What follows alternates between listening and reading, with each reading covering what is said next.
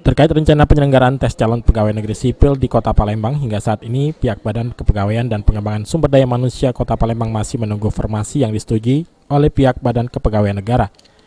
Untuk itu, hingga saat ini untuk penyelenggaraan tes CPNS di Palembang, BKPSDM belum dapat mengumumkannya. Hal tersebut dijelaskan oleh Kepala BKPSDM Kota Palembang, Riza Palepi.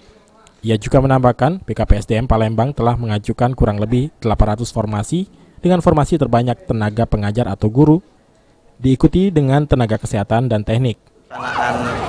Penerimaan CPNS, tapi untuk formasi dan lain sebagainya itu belum sampai ke kita secara resmi. Kita menunggu, kita ajukan kemarin sekitar 800-an.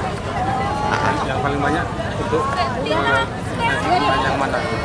Ya biasanya tenaga guru, selanjutnya tenaga-tenaga teknis yang memang berkecimpung untuk pelaksana teknis di pemerintah kota.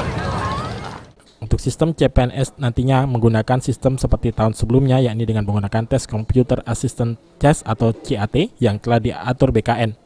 Untuk penyelenggaraannya, BKPSDM belum dapat mengumumkan karena masih menunggu keputusan pusat, mengingat tes CPNS tahun ini akan digelar serentak se-Indonesia.